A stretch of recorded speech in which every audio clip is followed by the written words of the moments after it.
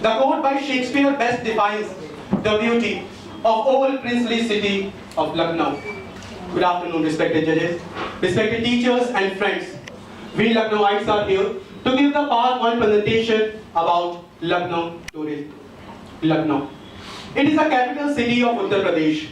It is popularly known as the city of Nawab and Kebab. It is also known as Awadh, Shiraj-e-Hind, the golden city of East. Whenever there is a mention of Lucknow, then the images of Nawabi splendor, august monuments, cultural refinements, courtesy, etiquette, eye-pleasing garden and mouth-watering cuisine come to mind. Historical monuments. Lucknow has many historical monuments. Everyone has rich history that's dripping from every drip, like Imambara. It was built in 1784 by fourth Nawab of Awadh, known as Nawab Asaf-ud-Daula, Chota Imambara. It was built in 1893 by Muhammad Ali Shah. After that, Rumi Gate. It was built in 1784 by Nawab Awadh Asaf-ud-Daula. As well as we have Residency. It has been declared as a protected monuments of our country. And Clark Tower. It was built in 1881 by Nasiruddin Haider. Its components were imported from London. Now, over to Sir Prakash. Okay, after a good intro, we have some problems to discuss. The first one is lack of advertisement. Advertisement, it is a medium which provides knowledge about something and it creates curiosity among the people. By this, people get attracted. Today, if we talk about tourist advertisement, so we mostly see advertisement of Rajasthan, Maharashtra, Madhya Pradesh and Gujarat.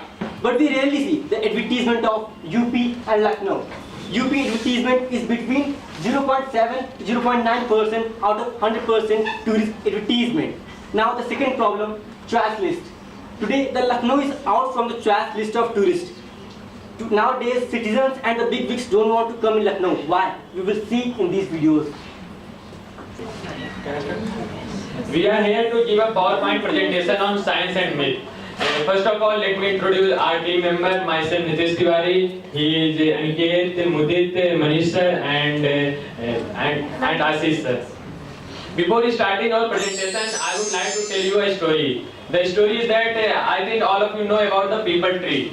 People tree, there is a mythological concept is that Lord Brahma and all other ghosts used to live there. But its scientific interpretation is that people tree having the reverse photosynthesis reaction. It emits lot of the carbon dioxide, and when people used to stand under the tree, they got affected by that carbon dioxide, and an imaginary image comes in front of their eyes. So they consider them as ghosts. I am telling you this because my topic is science and myth, and I am going to tell you some facts, the mythological concept which is justified by the science. First of all, definition. What is science? Science is the systematic body of knowledge which comes through the 3 stages: experiment, observation and inference. But as far as myth is concerned, it is based on a traditional story explained by ancient people, based on natural and social phenomena, not based of any fact and experiment. In this way, we can see that science and myth are standing upon 2 opposite poles, but still there have been some interconnection, there have been some correlation, what we are going to discuss. First of all, we have taken the history and civilization of humans.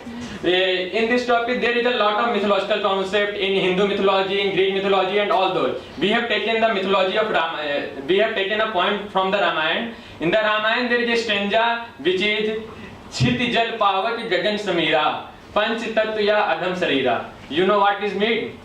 Its mean is that our body having the 5 major elements, that is air, water, fire, soil and sky. And when the scientists give their interpretation, they also reveal the same fact. They also said that our body having the 5 major elements, but they said that these 5 elements are oxygen, hydrogen, nitrogen, carbon and phosphorus. Okay, it's over to Ashish sir.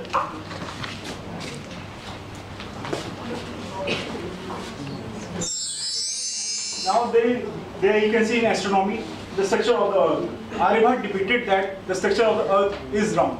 And after that, the scientists have discovered, which is Kepler, he has discovered that the shape of the Earth is round. Now I will discuss about lunar and solar eclipse.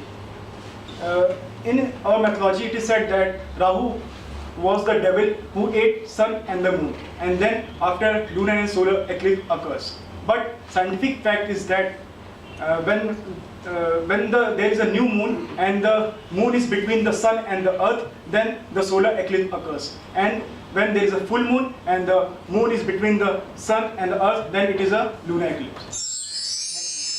Sun, our ultimate source of energy. In our mythology, it is revealed that in Rig Veda it is said that Sar Deshanam Surya Surya. It means that sun is the ultimate source of energy.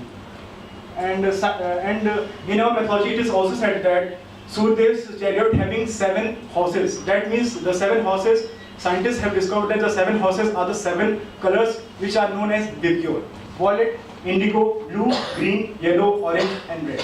Now I will set Aniket. Physical concept, law of gravitation depicted by Brahmaputra before the Newton. And Brahmaputra said that all things fall to the earth by the law of nature of the earth to attract and keep things. And next one is water cycle. Water cycle, water ascends toward the sky in vapors. The sun descends in the rain. From the rain, born the plants, and from the plants and animals. And next one is mathematical concept. First of all, it is Pythagoras theorem. Pythagoras theorem, also called right angle theorem, and earlier depicted by Vakshali graph. And second one is concept of zero. Concept of zero is introduced by Aryabhatta during Vedic period. And concept of infinite. Before many times ago, people didn't know about what is the limit of numbers. And then Surya Prajapati introduced us concept of infinite. I'm going to tell about time concept. In Indian mythology, I will explain about mythological concept and scientific interpretation. In Indian mythology, 1 second is equal to 10 to the power minus 7th Mahamantwara of 3 Mahamantwara of 1 second is equal to 10 to the power minus 7 Mahamantwara of 311 trillion years. And and in science is defined that a German scientist Carl Sagan said that 1 second is almost same value of that. You know very well, according to Hindu myth, there are 9 planets in our solar system, but you know the truth. And the second is distance of sun. In Hanuman Chalisa, you know the stanza, Yug Sahasra Yojan par Bhanu. It means if you multiply the Yug Sahasra and Yojan, then you get the same distance who discovered by the scientist.